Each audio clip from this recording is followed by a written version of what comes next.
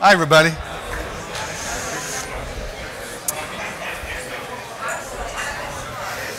So thanks for joining us this afternoon.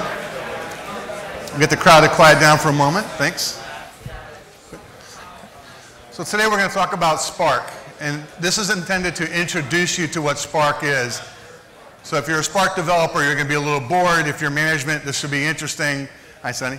And we're going to get a little bit under the covers, but mostly this is going to be about what you can use Spark for. So I do want to talk about the agenda a little bit like everybody else should, right? You always should have an agenda. So what is big data? We're just going to define that for you so we're all on the same page. Why you should care about Spark and the difference between Hadoop and Spark. If you don't know what Hadoop is, don't worry, we'll cover that briefly, but there is a significant difference between the two. And then some general questions at the end of this, okay? So if you haven't seen this slide before, it's the 3 V's, right? The variety, the volume, and the velocity of data. That's the general definition of what big data is. I actually saw a slide the other day that had 12 V's for big data. I don't know 12 words with V in it, but there apparently are.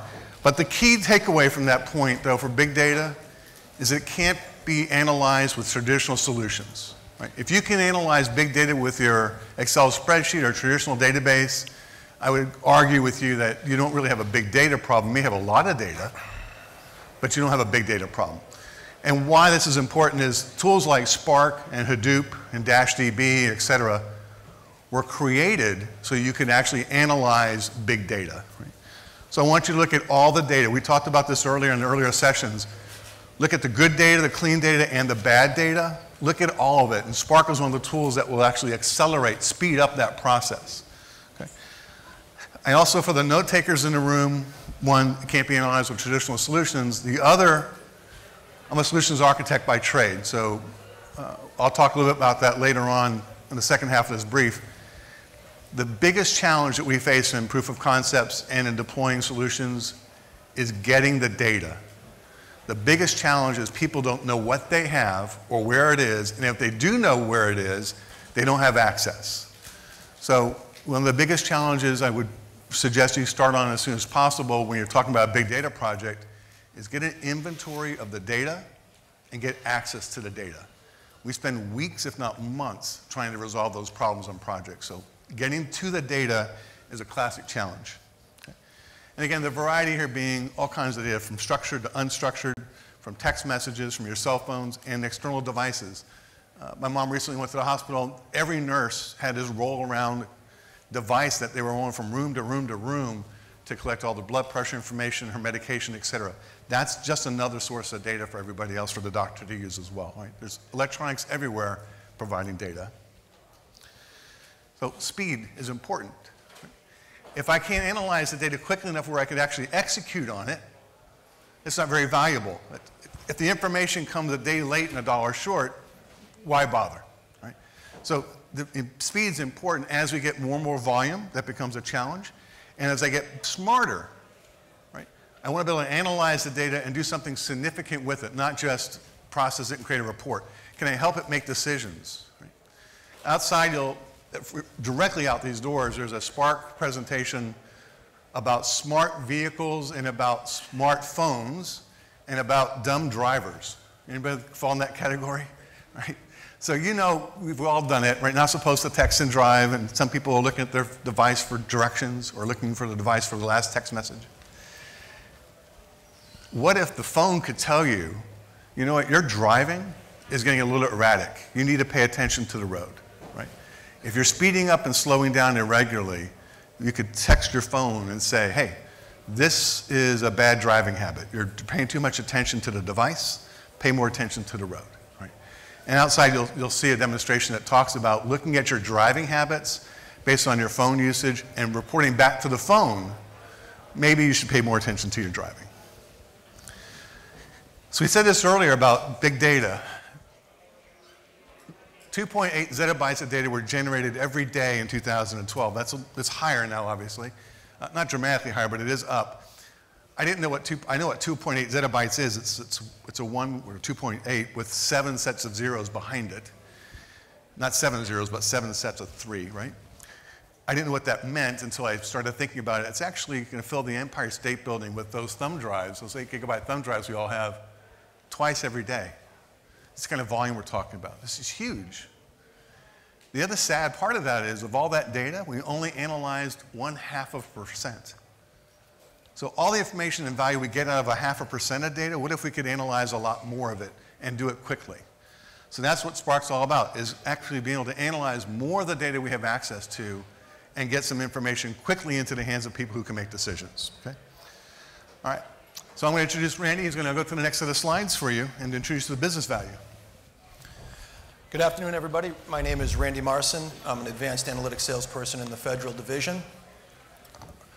Bruce is very good at what we do. He gets a little excited and took about 3 of my slides, so my presentation is going to be a little bit shorter, which is interesting because my boss told me the last thing he said to me, he's out of town. He said, don't screw it up. So that's, what I'm walking into. So I am a Anthony Robbins kind of guy, and I like to engage everybody. I understand that the only thing standing between this room and lunch are Bruce and I. So to try to give everybody that one little burst of energy before we get going, I'm hoping you would indulge me in something. I'd like everybody to stand up just for a minute.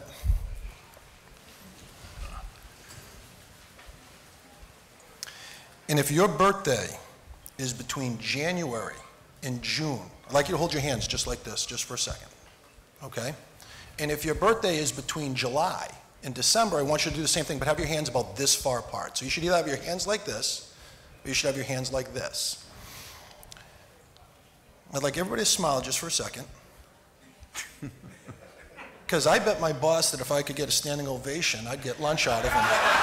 Feel free to have a seat. And it's going to be a good lunch.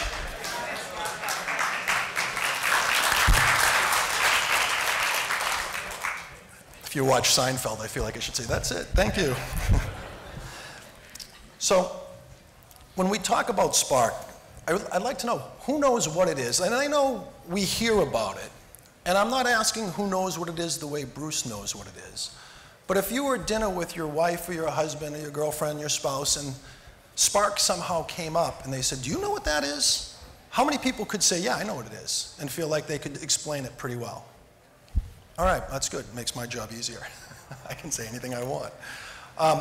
I tell people, I can give you a very quick answer to that question. It's not going to be the answer Bruce would give you, because it's a lot more things happen than just what I'm about to say.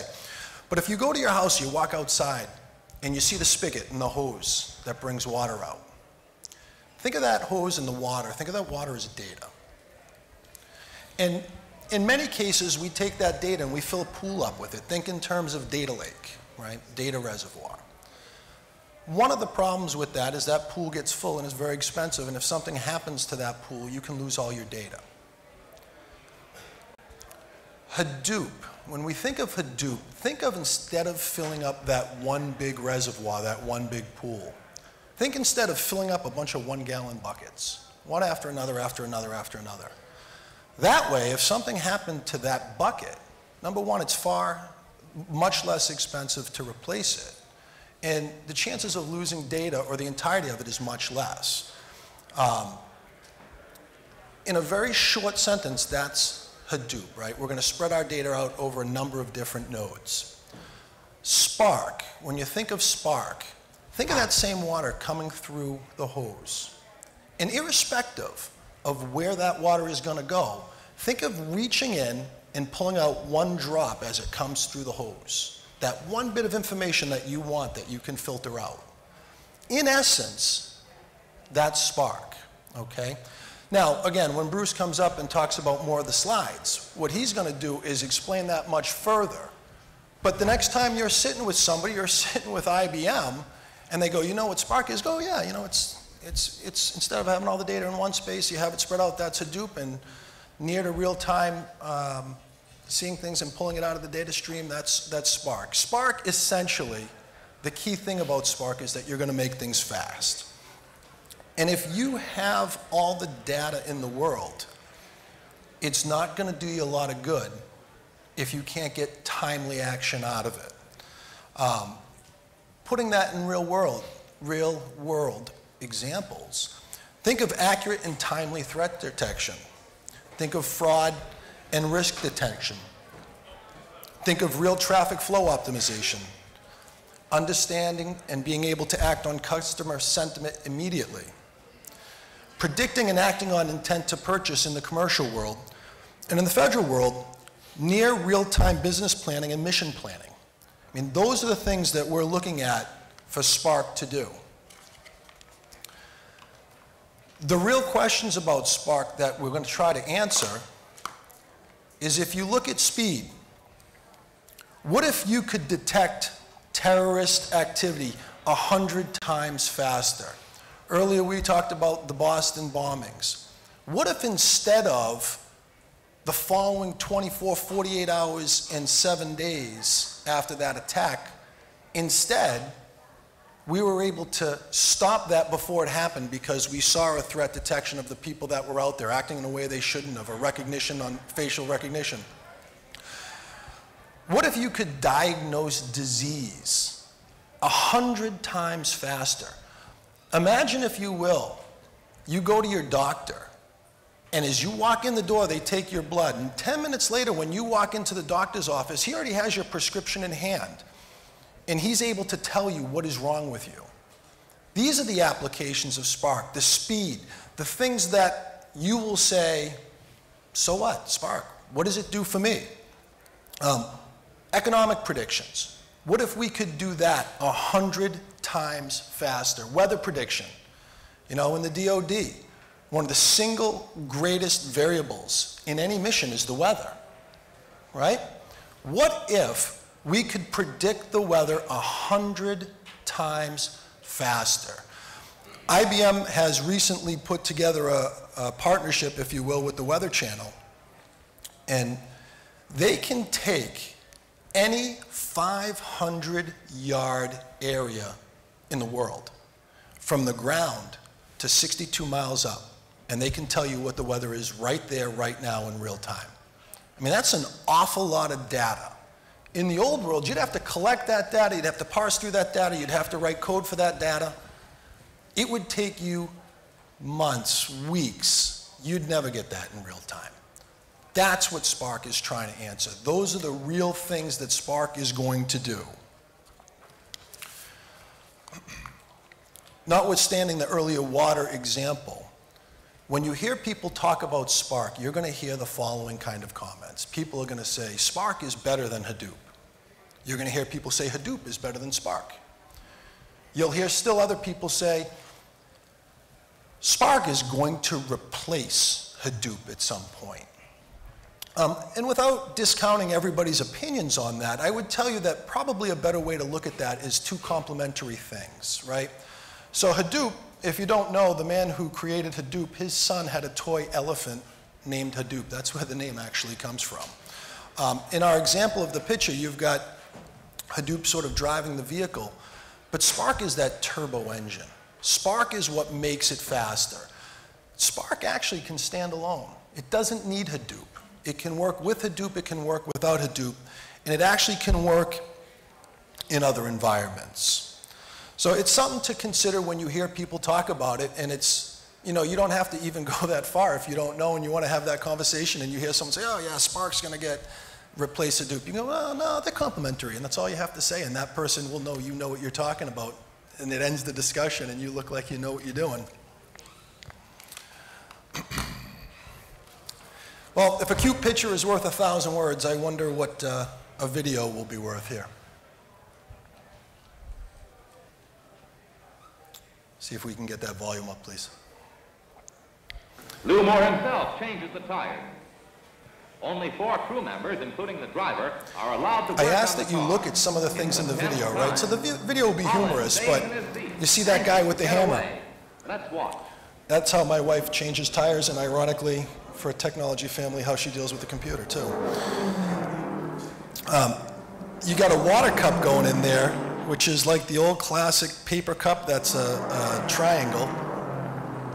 And you'll also notice, thus far, he's changed 1 tire, and they're only going to change 2. You'll notice that during this video, Bruce said to me, help it along. Because this first part's about a minute, minute and a half. Think of the discomfort if we just sat here looking at this video waiting for the point for a minute and a half. The tires are right? changed at last. So then imagine at the same time if there was a better way to do it. 67 seconds after he stopped. I give you 2013. I'd say to you, imagine that you are someone who runs a mission. You've invested millions of dollars on your database. How long are you willing to wait for answers? Is it going to be days, weeks, months, hours, minutes? How about seconds? I don't like to compare my service to everybody, but I too served on the front lines. And with my experiences, I can tell you this, 67 seconds is too long.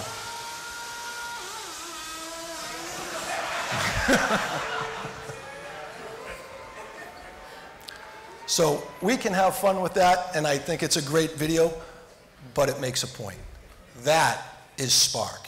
It's using better processes, better equipment, knowing exactly what you need and what you don't. If you noticed in that last video, the first part, there's a lot of funny things. There's a guy he's washing a windshield that's about this long, that's not even big enough to cover the guy's face, right? In that video, they took the time and they decided that they were going to use better processes, better equipment, and they were going to do the things they had to do to get in and out. The first change of 2 tires, 67 seconds. That last video, and we can show it to you again if you want to see it, 4 tires, less than 4 seconds. That's why Spark is important.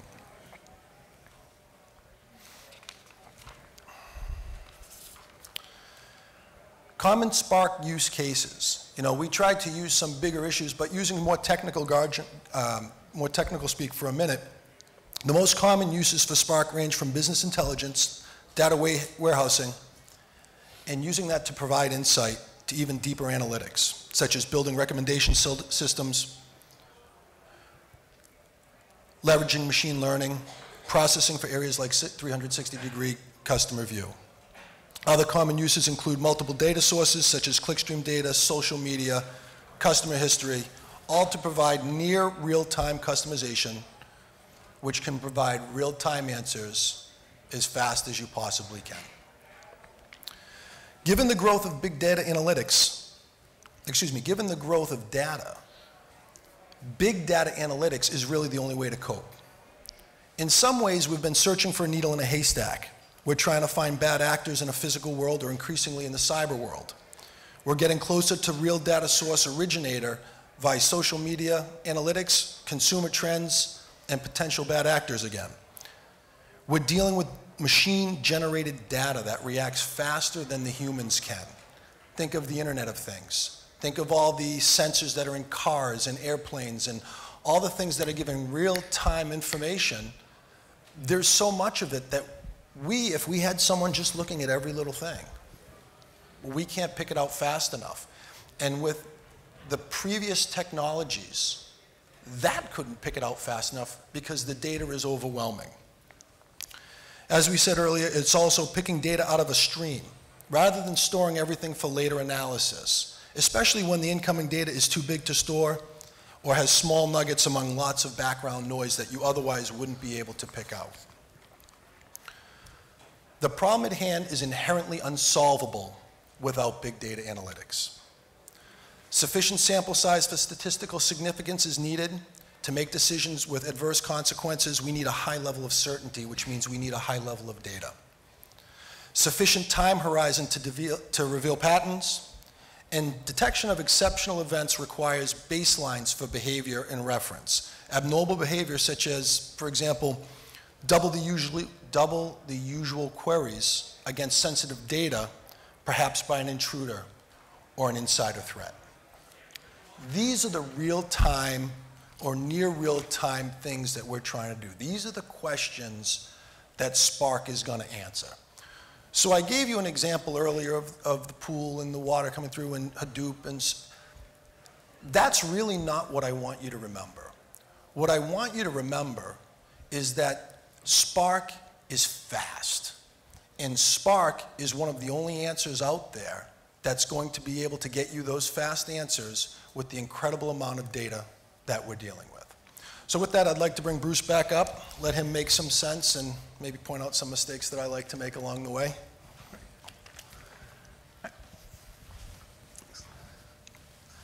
So I love that video. I saw that about a year ago, and it resonated with me. That guy with that hammer is hilarious, right? He's just slamming away, changing that tire. There's only one guy changing the tire, right? Only one guy. Everybody else is doing all the kinds of things. It turns out that's the most important thing to get done in a pit stop. So the next time they put 8 people changing all 4 tires. They got rid of the guy with the water, and they got rid of the windshield guy driving, right? Just get those tires changed. So identifying what's most important is also part of that process. And then maximizing the performance out of that. So find out what you need to do and then do it with as much speed as possible. Okay? I'd love to tell you that IBM invented Spark and we are an amazing company. I will tell you that we are an amazing company, but we didn't invent Spark. Right? We've embraced it though, because it is a fantastic solution. And this is one of the challenges of giving slides to somebody else for them to present, because the fonts are a little bit different now. So what that does say, if you can't read it, is that the very bottom where that check mark is, there's a buzzer here somewhere, the open source, something called Apache Hadoop, includes Spark, and that means it's free. It's free to get, it's free to put on your systems and use. It does take a little bit of skill and talent to use what's called Hadoop, and Hadoop has many definitions, but for today, we're going to talk about that white bar at the bottom there. It includes a variety of products that you can use to analyze data, load data, manage data. One of those products you'll see is Spark. Right?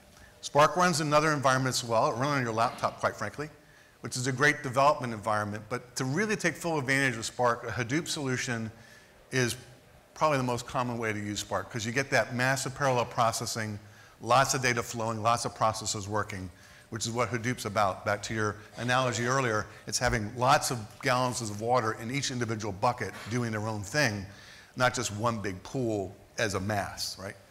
Imagine all of you in this room calculating something instead of just a room full of people waiting for one person to finish the job. If we can distribute the work amongst all of you, we get it done a lot faster, and that's what Hadoop's about. And Spark makes you all much smarter and much faster individually as well.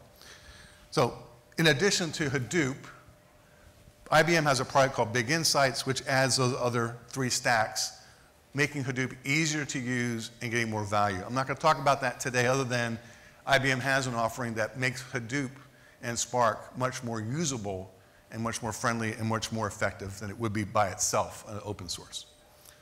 So let's get into Spark a little bit. It's an analytics environment. It's used to figure out what's going on, and it's free. It's open source from Apache. It uses memory, right? So as you know, in your computer, accessing disks, we've heard that drive spin once in a while, trying to pull something off a disk. That takes a long time. So if we push it into memory, which is what Spark is leveraging, I can get a lot of things done a lot faster. Okay? It also allows me to ask the same question from a lot of different places at one time very quickly.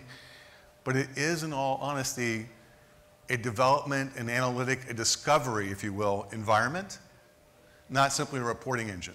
Right? I'm a database person by trade. I can make a query run in milliseconds. As long as I know what that query is and what you want to know about it and know the data beforehand. And I take a couple of weeks to get that done. With Spark, I can answer that question in a second or two, and then the next question, and then any other question you have to ask. It can be done quickly. I don't have to design the system to answer one question. I can design the system to get a pool worth of information out there, and now I have a tool to find that drop of water very quickly, no matter what drop of water that is, no matter what question I have. So it's not a data store, right? This is all in memory. So when I find something or find something interesting, I may want to store it, so I still need a data store, and that's what Hadoop can do for us as well. It runs not just in Hadoop, as I mentioned. It's not just for machine learning, which is where we take data and we use the processes to learn about the data and tell you something that you wouldn't know otherwise. And it's not a true replacement for real-time analytics. The demonstration out front today is about, I told you about that smart car and the smartphone and the dumb driver. I have time to think about it. I can do that in a second or two and react. I don't want Spark for my braking system, right? For that avoidance, like real time, I need a brake now, because a second or two later, it's too late. So there are other tools that can do things instantly, and IBM can talk about later on. But Spark is very, very fast in the sense of a few seconds or less, right? But nothing instantaneous, but it can be very quick. So far, any questions? I do recognize in between you guys and lunch, and we have a clock up here, so I'm not going to go over, and I hope to go under a little bit, but questions are fine. So brief history, I'm only showing this not to overwhelm you with data, but the point is it's been around for a little while. It's iterative, so it's constantly changing. It's gotten better and better, and finally this year we're expecting version 2.0 to come out, so it's getting mature. Okay. There are a set of core libraries. There's the engine that runs Spark. In addition to that, SQL, which is the most common way that we have to query data anywhere. It's a database kind of language, structured query language. That's supported by Spark, as well as streaming. I mentioned that earlier. That's the demonstration outside. It's near real time. Machine learning, and then graphics. So we can do graphics as a link analysis, where I can take a variety of things and link them together and show relationships, et cetera. Those are all tools within Spark. So these are kind of analytics you can run with Spark out of the box. So Hadoop, we talked about the elephant. It doesn't look anything like that. It's a much more soft plush toy, but the point here is that Hadoop gave us unlimited scalability. We could really ramp up and go petabyte scale on very inexpensive hardware. It is very resilient. In the Hadoop, I have 3 copies of the data on disk. So if something goes wrong, I'm not at risk of losing all my data. And I support both structured and unstructured data. For the file formats are CSV, like we talked about earlier, whether comma separated, or whether it's unstructured data like a document or even video. I can put that in a Hadoop environment and then analyze it. Nothing worse than putting a bunch of data someplace, storing it, and never getting any value out of it. I now can get value out of any kind of data we can put on a file system. That's the advantages. The downside is it's not easy, right? It's a developer's environment to use Hadoop. Everything is on disk, so everything I do relies on the performance of disk. I have lots of disks, thousands of them in some cases, but disk is slow. If I could use memory, that'd be great. And remember, Spark is a memory-resident solution. And it does really good jobs for batch workloads. It doesn't do real-time analytics at all. So these are the downsides of Hadoop. So what if I could address that and fix that? Well, hello, Spark. It's easier to develop. It has some interfaces, something called Python, Scala, and Java are languages that are relatively easy to program in versus MapReduce. It's all in memory, so I can get the kind of performance I need without relying on the disks. And it does do batch mode. It does do interactive. I can do updates much more effectively. And I can do what we call micro-batching, which is that semi-streaming, semi-real-time kind of analytics. Right? So this addresses the shortcomings of Hadoop. So together, Spark and Hadoop make a great analytic environment for you to process any kind of data, structured, unstructured data, and getting the kind of performance you want. Right? So that's what Spark is in a technology context. In the context of other tools, Excel, right, are the most popular analytics tool on the planet. Everybody has an Excel spreadsheet somewhere they've done analytics on their performance for their either production control or their return on investment or profit margins. So it's a great tool, not very fast, but extremely friendly, right? We all know how to use it. But Python is a much more powerful tool, but it's a developer's tool. Not everybody in this room probably knows even what Python is, knows how to code in it, but it's much friendlier for a developer than something like C++. So it's a pretty good tool. Hadoop, very powerful, not very friendly. Very difficult to program in. And Spark, very powerful and much friendlier than Python or Hadoop. Not nearly as friendly as Excel spreadsheets, but close. Right? So here's how easy that is to use. Now, IBM has made a major commitment. This is open source. Remember, IBM doesn't own Spark, didn't create Spark, but it has embraced it. And to the point of, we've opened up a building in San Francisco. Right? We have a commitment to educate 1 million data scientists. I don't know where we're going to find 1 million data scientists, but if we find them, we're going to educate them.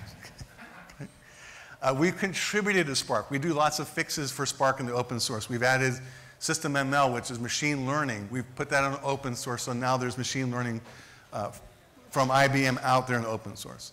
And we have a whole bunch of partners helping us to deliver Spark to you as well. Right? We've fully embraced it. John Netwistle was up here a moment ago, talked about a great product we have called Bluemix. A lot of those things that are on there now that we're using other technologies or have been moved to Spark, so even our own infrastructure is taking advantage of this technology. That's how significant that's going to be. So big data is here. A couple points about this. I talked about this earlier when I started. Finding what data you have and doing an inventory, #1 priority. Absolutely critical for a success in a big data project. The other is, think of the art of the possible. Don't limit yourself because it was too hard before or impossible before. There are systems that I've created at AOL that for advertising that took months to complete and then took hours for any questions to get answered. And we finally said, this isn't working. We stopped. New technology came out called Netezza. It allowed us to take things that took hours down to minutes. We had to stop thinking about what we can't do, reopen that box of what's possible, and reevaluate things, right? Spark allows us to do that again. There are things that we couldn't do before that we now can do. So example, if you get a bunch of documentation in your systems, would it be great to know who wrote it and who they sent it to? We can do that today, right? There's metadata about that. But what about in the document? What about the document said, I'm talking about these 3 people and how their relationship is, or I need this vendor to be more timely in the delivery of something else. That's in the document itself. I can actually search that with Spark and other tools that we have to find the documents that talk about a particular vendor and whether or not they're performing or not performing. Right? I can look at the content of a document, not just who wrote it and when they sent it and when they saved it off into files. Right? Again, I'm going to harp on this, but really the inventory of your data sets is such an issue. The sooner you can get that done, the better off you're going to be.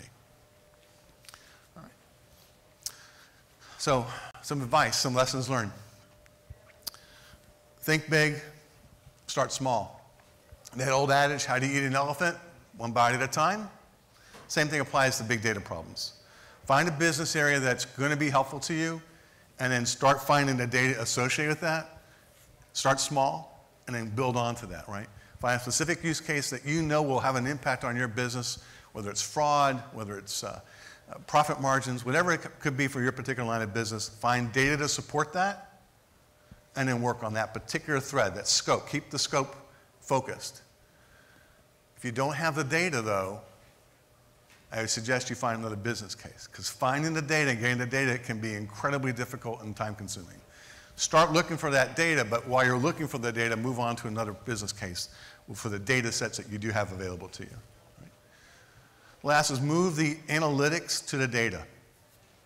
So Hadoop is a great data repository. It's that pool, it's that lake of all this information. Classic solutions is they put it in the lake, run a query, take the data out of the lake, and move it over to another server to process it on this analytic tool. Well, with big data, I don't want to move a bunch of data around, right? What if I could take the question and put it in the lake and have all you people ask the same question of all your little particles of your little 1-gallon jugs and see what data is in that 1-gallon jug together, right? That's the power of Hadoop and Spark. I'm going to push the question into the lake and pull the answer out of the lake. I can do all the processing where the data sits. Don't move the data around. Move the question in and move the answer out. And use all of the data. We said this morning, the good, the bad data as well. You can learn stuff, right? People who have a problem, or a propensity, I should say, versus a problem of misspelling a word can help you identify who that person is. If you clean the data up before you load it, you'll never get those misspellings, right? It could be an indicator of who that person is, like they consistently add one too many I's in Mississippi, or few I's, right? So having that bad data can be insightful. But if you clean it up before you get it in, you completely miss some information that you might be very helpful to your problem. Right? So look at all that data. The last item on this is what IBM really adds to the picture. Make it simple. Right? I want you to become system experts, data experts. Right?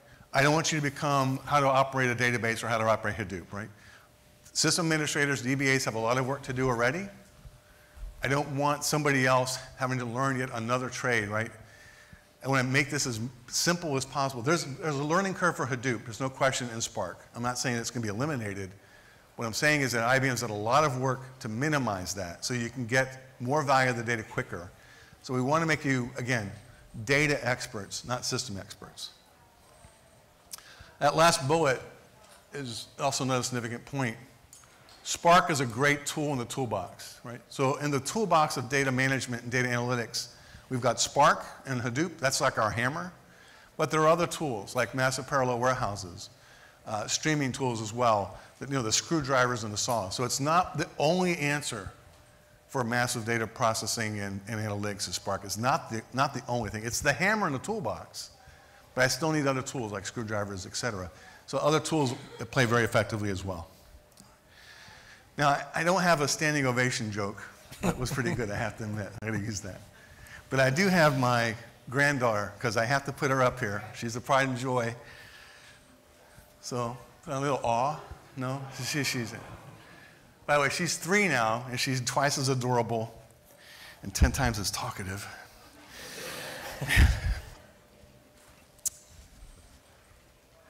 So I would suggest how to go to the next steps, right? Is go discover that. John Entwistle just did a great demonstration of Bluemix.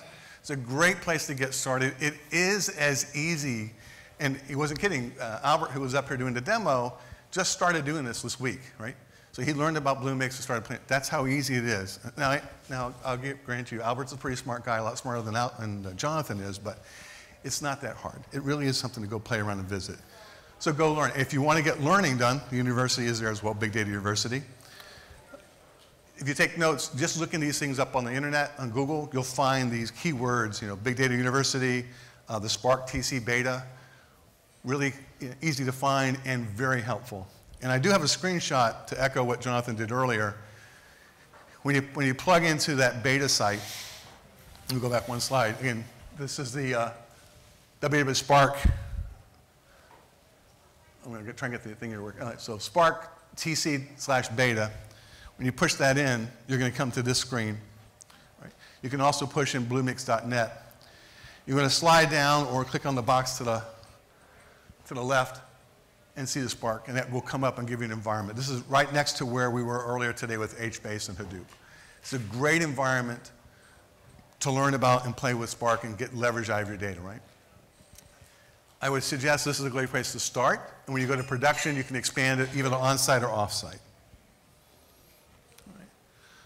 So this is who to contact if you have any questions and follow-ups. We'd love to talk to you either outside or in front. Again, I really encourage you to go look at the Spark demonstration, direct out those doors, just keep walking until you hit a wall. Well, stop before you hit the wall. And there's a couple of guys there who can do a Spark demonstration for you. Okay. Do you have any questions? Yes, ma'am.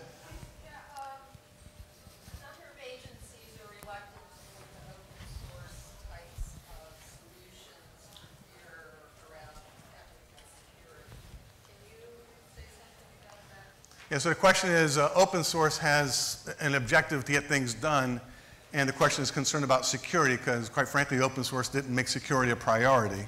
Neither did the internet originally. So IBM has tools that wrap around that to monitor what activity there is. So those are features that you have to add on. Open source does not have a lot of security in it. There are a few things out there, Ranger being one of them, that are on open source.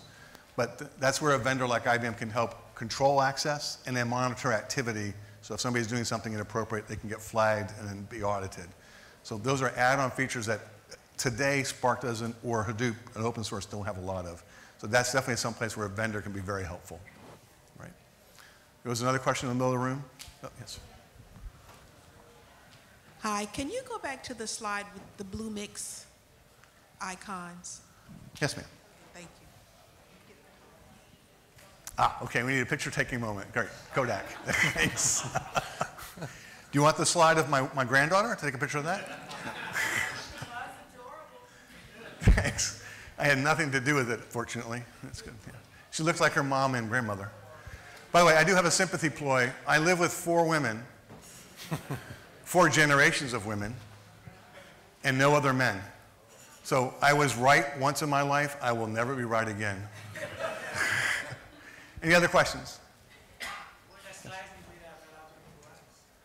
Well, I'm sorry, will the slide decks be available to us?